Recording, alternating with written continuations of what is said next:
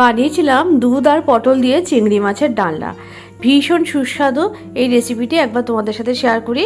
আশা করি আমার অন্যান্য রেসিপিগুলোর মতো এটাও তোমাদের অনেক ভালো লাগবে। নমস্কার, আমি অন্তরা চলে এসেছি বারাসাত থেকে। আজকের রেসিপিটা মনে হয় তোমাদের অন্যান্য রেসিপিগুলোর মতো অনেক ভালো লাগবে। যদি তোমরা এই রেসিপিটা কেউ বানিয়ে থাকো ঠিক আছে, যারা না বানিয়েছো তারা কিন্তু অবশ্যই একবার রেসিপিটা ট্রাই করতে পারো। এর জন্য আমাদের লাগছে পটল আর চিংড়ি মাছ। একটু বড় সাইজের চিংড়ি মাছ নিয়েছি। চিংড়ি মাছগুলোকে ভালো করে কেটে ধুয়ে পরিষ্কার করে নিয়েছি। তবে চিংড়ি মাছের খোসা আমি পুরো ফেলিনি, মাথার দিকেও আমি কিছুটা অংশ রেখেছি। এদিকে একটা মশলার পেস্ট বানিয়ে নেবো। একটা বড় সাইজের পেঁয়াজ, একটু রসুন আর একটু কাঁচা লঙ্কা, এটাকে একটু পেস্ট বানিয়ে নিয়েছি। মানে একদম পেস্ট বানাইনি, একটু মানে পেস্টের থেকে একটু কম, মানে একটুখানি আধ ভাঙা মতো। তারপরে কড়াইতে বেশ খানিকটা সর্ষের তেল দিয়ে একটু নুন আর হলুদ দিয়ে পটলগুলোকে বেশ ভেজে নেব। একটু বড় সাইজের পটল দেখুন বাজারে ভরে ভরে পাওয়া যাচ্ছে। বড় সাইজের পটল নিয়েছি। পটলগুলো কিন্তু একটু গাটা ছিঁড়ে নিয়েছি। ভালো করে পটলগুলোকে বেশ লাল লাল করে ভেজে নিয়েছি। পটলগুলো ভেজে তুলে নেওয়ার পর কড়াইতে থাকা তেলের মধ্যে কিন্তু একেবারে আমি চিংড়ি মাছগুলোকেও একটু লাল লাল করে ভেজে নেব।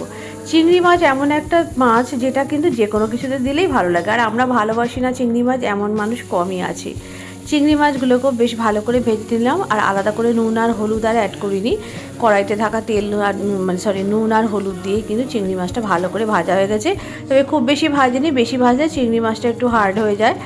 কড়াইতে থাকা ওই তেলের মধ্যেই দিয়ে দিয়েছি একটুখানি শাহি জিরা ফোড়ন, আর তারপরেই দিয়ে দিয়েছি ওই মশলার পেস্টটা। দিয়ে ভালো করে বেশ লাল লাল করে মশলাটা ভেজে নিতে হবে।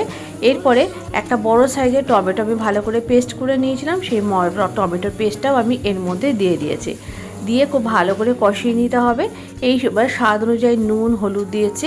আর আমি এর মধ্যে কোনো Kashmiri red chili powder add করিনি, তোমরা চাইলে দিতে পারো। কেন অ্যাড করিনি তার কারণ হচ্ছে যেহেতু আমি দুধ দিয়ে বানাবো সেই জন্য। আর এরপরেই পটলটা দিয়ে দিয়েছি। দিয়ে ভালো করে মশলার সাথে খুব সুন্দর করে পটল দিয়ে আর মশলা দিয়ে ভালো করে কষিয়ে নিয়েছি। ভালো করে কষানোর পর এর মধ্যে আমি যে ভেজে রাখা চিংড়ি মাছ সেগুলোকে দেবো। কিন্তু তার আগে আমি একটা দুধের দুধ বানিয়ে নিয়েছি। সেটা হচ্ছে একটুখানি গুঁড়ো দুধ দিয়ে তার মধ্যে গরম জল দিয়ে ভালো করে গুলে নিয়েছি, সেটাই দিয়েছি। তোমরা চাইলে এমনি লিকুইড দুধও দিতে পারো। তারপরে ভেজে রাখা চিংড়ি মাছটা দিয়েছি। টেস্ট ব্যালেন্সের জন্য অল্প একটুখানি চিনি দিয়ে দিয়েছি, আর একটুখানি গরম মশলা গুঁড়ো দিয়েছি। এর মধ্যে আমি কোনো ধনে গুঁড়ো বা জিরে গুঁড়ো আমি অ্যাড করিনি। তোমরা চাইলে অল্প একটুখানি ভাজা মশলা কিছু অ্যাড করতে পারো। রান্নাটা একেবারে রেডি হয়ে গেছে। যেহেতু পটল দিয়ে রান্না, খুব তাড়াতাড়ি রান্নাটা হয়ে যায়। আর নামানোর আগে দিয়ে দিয়েছি কিছুটা পরিমাণ ঘি। গরম ভাত, পোলাও বা পরোটার সাথেও কিন্তু খুব ভালো লাগবে। কেমন লাগলো আজকের এই রেসিপিটা অবশ্যই জানিও। এরকম নিত্য নতুন রান্নার আপডেট পেতে অবশ্যই অন্তরা পেজের সাথে যুক্ত থেকো। আজকের রেসিপিটা তাহলে এই পর্যন্ত। আর আমার ইউটিউব চ্যানেলকে সাবস্ক্রাইব করে আমার পাশে থেকো যদি তোমরা যোগ্য মনে করো। রেসিপিটা যদি ভালো লেগে থাকে অবশ্যই একটা ছোট্ট কমেন্টের মাধ্যমে জানিয়ে যেও। আজকের রেসিপিটা এই পটল দিয়ে চিংড়ি মাছ দুধ দিয়ে কেমন লাগলো অবশ্যই জানাবে। আর যারা ট্রাই না করেছো অবশ্যই একবার বাড়িতে ট্রাই করতে পারো, আশা করি খুব ভালো লাগবে।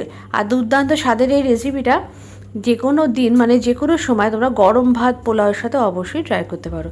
আজকের রেসিপিটা তাহলে এই পর্যন্ত। আবার দেখা হবে পরবর্তী ভিডিওতে আর একটা নতুন কোনো রেসিপির সাথে।